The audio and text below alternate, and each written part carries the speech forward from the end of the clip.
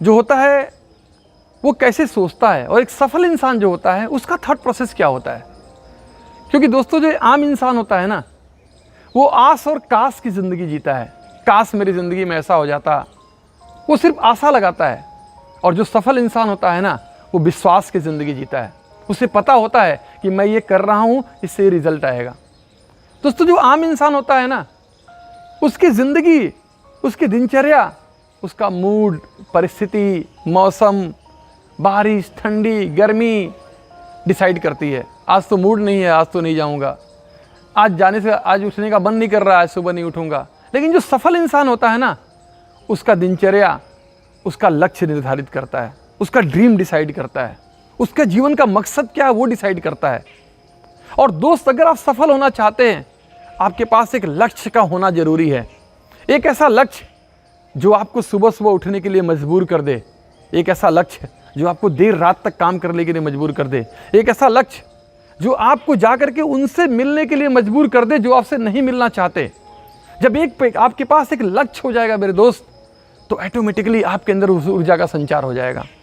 एक संकल्पित मन और एक आशावान मन के अंदर बहुत बड़े डिफरेंस होते हैं दोस्त। एक संकल्पित मन जो होता है ना, एक ऊर्जा के साथ ड्राइव होता है, एक एनर्जी के साथ ड्राइव होता है। मान लेते हैं दोस्त कि आप एक एग्जांपल लेते हैं कि आप कोई इंसान, इसके पास घर में बेटा नहीं हो रहा है, उसके शादी के 20 साल हो गए, समाज में बहुत सारी बातें हो रही हैं, चर्चा हो रही है, वो भी डॉक्टर के पास जाता है, बहुत सारी दुआएं करता है, दवाएं करता है, लेकिन वो बहुत परेशान है। 15-20 साल 25 साल हो गए, उसके घर में पुत्र रत्न नहीं हो रहा है। तभी किसी उसके दोस्त ने बताया कि एक बार आप वैष्णो माँ के दरबार में जाओ, मत्था टेको यार, वहाँ किसी का झोली खाली नहीं आता।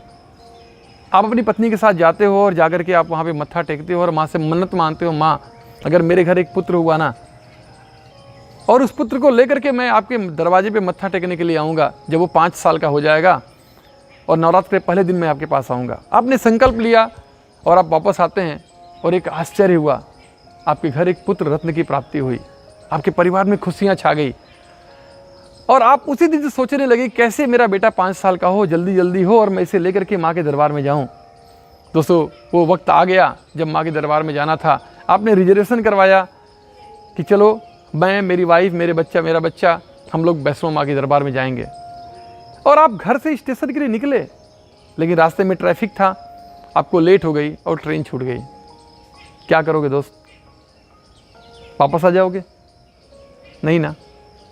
बहुत बड़ी मन्नत पूरी हुई है ना दोस्त। आपका दिमाग सिर्फ ये सोचेगा कि मुझे उस लक्ष्य तक पहुंचना है, मुझे माँ के दरबार तक पहुंचना है, और आप ऑप्शन तलाशोगे वहां तक पहुंचने का। मैं विश्वास से कह सकता हूं, आप अगर एक ट्रेन छूट गई है, दूसरी ट्रेन लेने की कोशिश करोगे, तीसरी ट्रेन लेने की कोशिश करोगे, अगर उस स्टेशन से नहीं मिलेगा किसी और स्टेशन से लेने की कोशिश करोगे, आप फ्लाइट लेने की कोशिश करोगे, आप कोई प्राइवेट व्हीकल करोगे, और आप माँ के दरबार में जाने का पूरा प्रयास करोगे।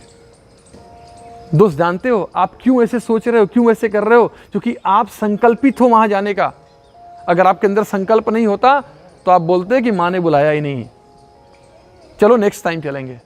दोस्तों यही डिफरेंस होता है जब आपके सामने एक क्लियर गोल होता है जीवन में और उसके वहां तक पहुंचने का संकल्प होता है। तो यदि आपके पास संकल्प है कि मुझे मलेशिया ट्रिप में जाना है, अगर आपका संकल्प है कि मुझे जिम कॉर्बेट में जाना है, तो आपका दिमाग दोस्त हमेशा उस ऑप्शन पे जाएगा कि कैसे मैं मलेशिया जाने के लिए क्या करूं, किनसे मिलूं, कौन से सिस्टम पे काम करूं, कौन से आइडियाज पे काम करूं। ये सब कुछ डिपेंड करता है दोस्त आपके थॉट प्रोसेस के ऊपर और आपके संकल्प शक्ति के ऊपर। दोस्तों मेरी शुभकामनाएं आपके साथ हैं। मुझे पता है आप इस दुनिया में किसी विशेष मकसद से लाए गए हो। आप सिर्फ इस दुनिया में पैदा होकर के, बड़े होकर के, कुछ पैसे कमा करके, बच्चा पैदा करके, बुढ़े होकर के सिर्फ मरने के लिए नहीं आए हो। आप यहाँ पे किसी विशेष मकसद से लाए गए हो। मेरी शुभकामनाएं आपके साथ हैं। Thank you very much. Love you all. मिलते हैं कल। Thank you.